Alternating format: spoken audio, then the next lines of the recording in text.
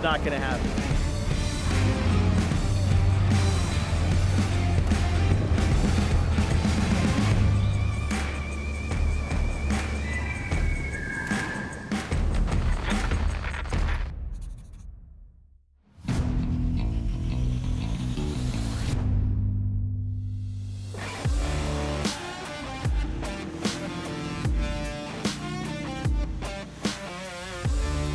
Today we're on a trail called Queen's Court. It's a relatively new trail. It's probably about 2 years old. It is what we would consider like the backside of Sand Hollow.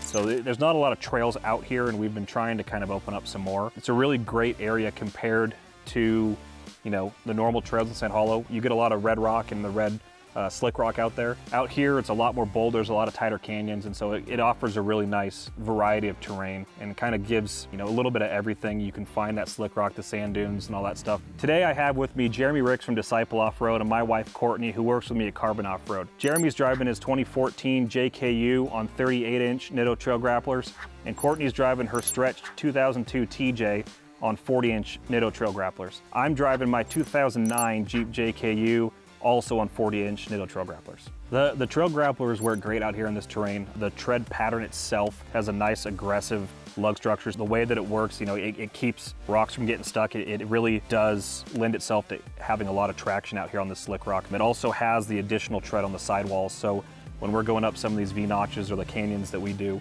that extra, you know, traction on the sidewall really helps keep the tire planted where I want it.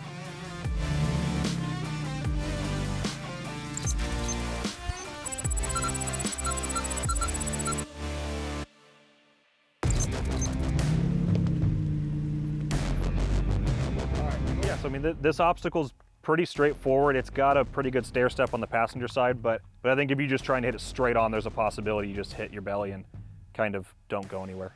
Feeling good. It's gonna be a fun little obstacle, so I think we're gonna be just fine. Just gotta hit the right line, and good thing there's options on it, so we'll try one. If it doesn't work, we'll do something else and not pull winch line today. So this is my first time on this trail. I have been wheeling out in Sand Hollow before. I love coming out here wheeling with Austin and Courtney.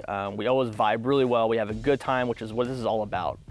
It's great coming out here to wheel with them because this is their backyard. They wheel this kind of terrain all the time. This is much different from my terrain, you know, say in California. You know, I can kind of follow Austin's lines a little bit, kind of get an idea for what lines to take since I've never been on this trail before. Coming out here, you know your levels, you know what you wheeled before, so you don't want to overdo yourself and put yourself in a situation where, you know what, I'm not comfortable with that. I don't think my Jeep's built for that. You know, there's nothing wrong with turning away and saying no and coming back for another day. So just really know your limits and your experience level. This is like the mini gatekeeper. Like the next obstacle is like a little V-notch, and it's no harder than this. So like if you can make it through here, that's like the next hardest obstacle, and you'll be able to walk right through that. Queen's Court, I believe, is rated an 8. An 8's a pretty good, challenging trail, especially with full-size rigs. As the rocks move, that can kind of change to maybe like a 7 if it gets easier. All of our Jeeps are pretty well built, so we should be able to walk right through it. Nothing ahead of us that's overly challenging today.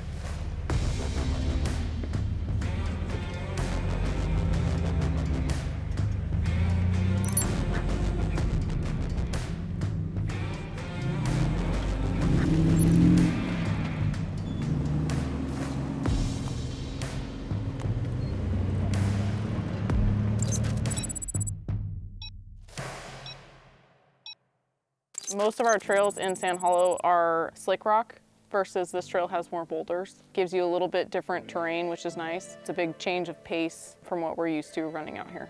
I feel protective of it. Obviously, I mean, it doesn't necessarily need to be Sand Hollow specifically. I feel that way about all of our, you know, BLM land and open range wheeling areas. Off-roaders, we need to really take pride in our open BLM land and really make sure that these areas are going to stay open for generations to come. There's plenty of organizations like Tread Lightly specifically that help maintain and keep our public lands open. Obviously, anytime we go wheeling, if you see trash, you pick it up. We like to keep the trails cleaner than how we found them. We have to keep our lands clean because if we don't, they're gonna get shut down and then we have nowhere that we can go wheeling that's close by.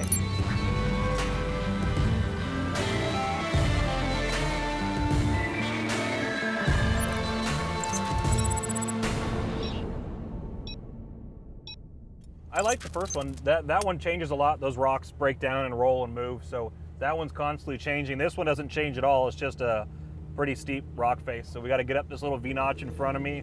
I got to back up once and then hit the wall to get up top to the ridge.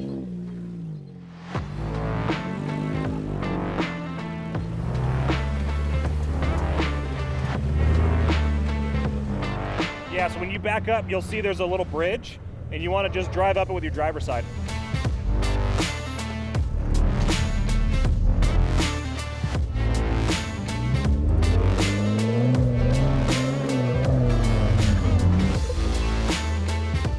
I love being out in the dirt. This is a fun trail too.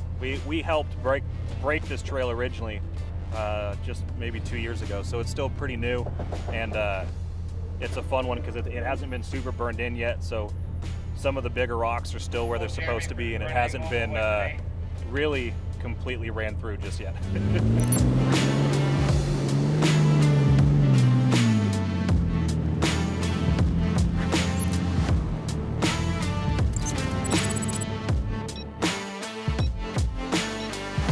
Queens Court is definitely a newer trail, like I said, probably about 2 years old. When we break a trail, taking a small group and running the trail to make sure it's passable and kind of get a feel for what vehicles can do it, and that helps us designate a rating to it. But it does go through some steps where we have to work with city and state office, go over a map and plot out the course that we're gonna run. But this all is open BLM land, so we are thankfully able to free roam out here. So as long as we can make a trail that makes sense and doesn't purposely destroy the land, it's all basically fair game. So once we confirm it is doable, then we start to give out the GPS coordinates, give it a name, and then it becomes an actual trail that's established after that. We rarely just wander off for fun. When we break a trail, there's a reason to it, and it's a designated area that we've chosen beforehand.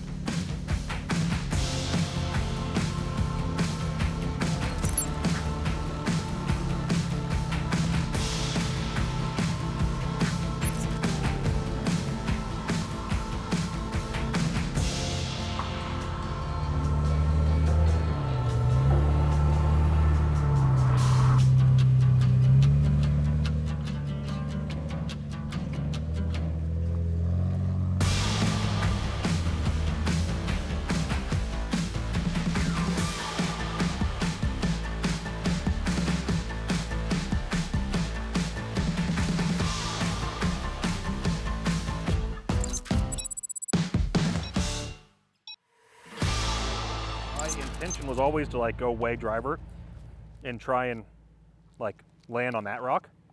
The last time I did it, it hit the frame really bad. Yeah. So I think I'm gonna drive off the point. I think that's the better spot. So we're definitely gonna smash on some sliders or frame or something. To be honest. Courtney has the Atlas, which is a selectable transfer case. She disengages the rear so that she can power around it with the front end only, and she does what's called a front dig and makes a real tight turn. I can't do that. Super cool. That's why I hook my tire on that rock. Super nice. Awesome. It's gonna be awesome. I'm stoked.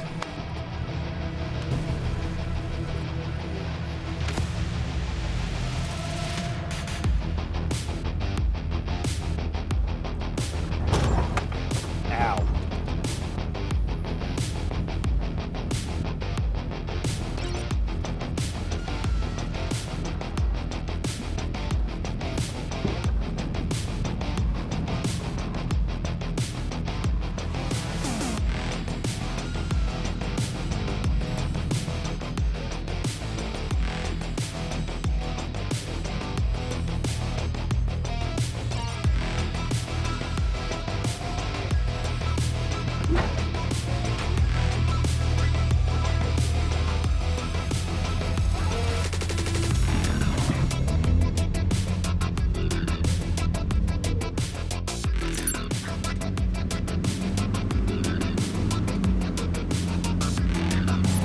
Look at my tires, they're bigger than yours.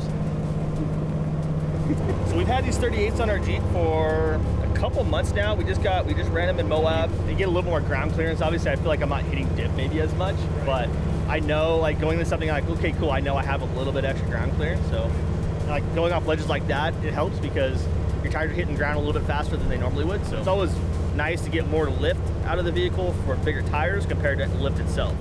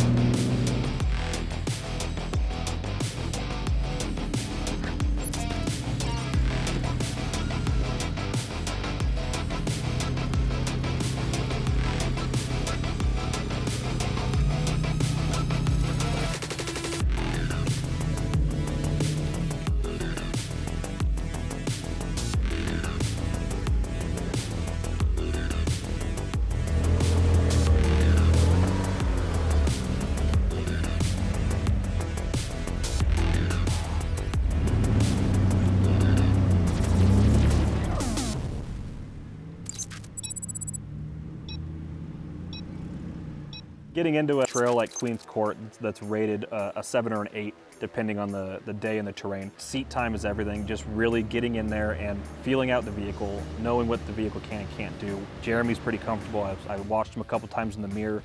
Spots that I know, I get really close on, articulating or tipping over or just using all my travel.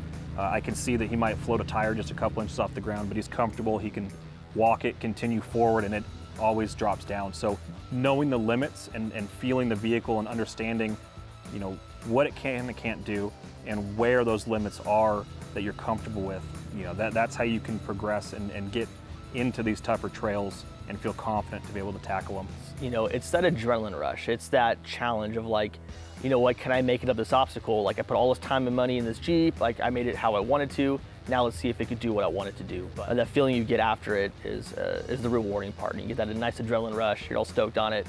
High-fiving your buddies and stuff, and it's always a good time. Forward with you. Okay. So keep coming a little bit. See if it rolls forward more. Okay. No. It rolled backwards. Okay. So right there, you might have to go up high and then cut over before that big rock. You can try. Yeah, it's still rolling with you. Yeah, you drove all the way over it.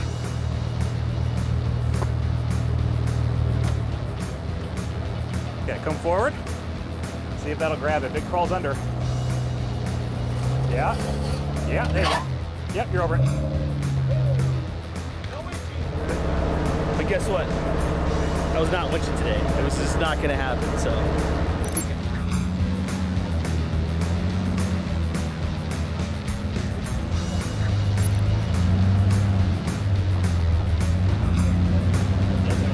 Yeah, that's a good one. I gotta say that section coming up, the blast. Oh yeah. Like just super technical. You gotta pay attention to what you're doing, and it's just constant. Dude, you make a corner and you're like big rocks. And get through them and like big rocks. Constantly paying attention to what you're doing. That was a fun little section. Man. Yeah. That was dope. And we just blast up here. We get to the top of the plateau. We have a really cool overlook. Sweet. Yeah, hopefully we got a good breeze ripping on the top of that.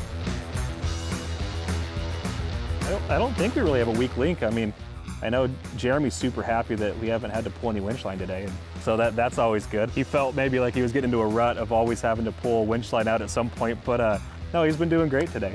I would say for Queen's Court, minimum 2 to 3 inches of lift, 35 to 37 inch tires, and probably one good locker.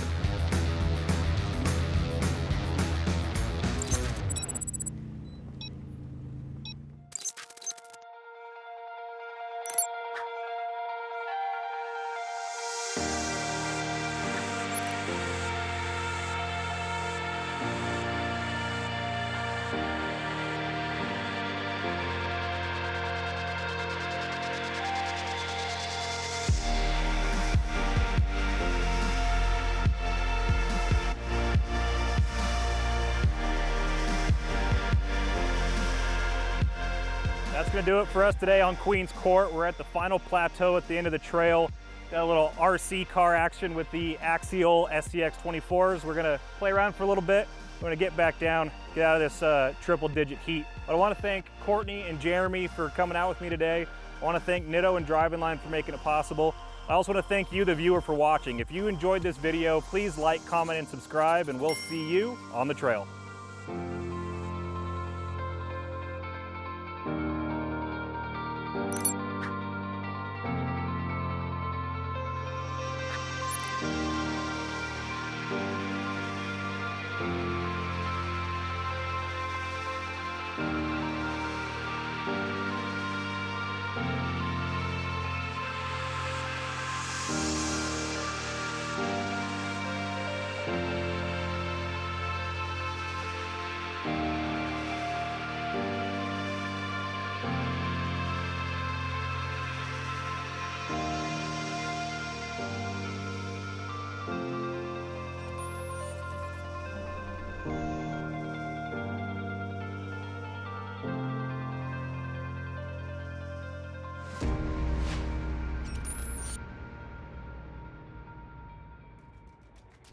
Thanks for watching Driving Line. If you guys like this video, consider subscribing to our channel so you'll never miss any of the content we create here. Whether you're into trucks, Jeeps, imports, domestic vehicles, or anything in between, we are here to fuel your passion.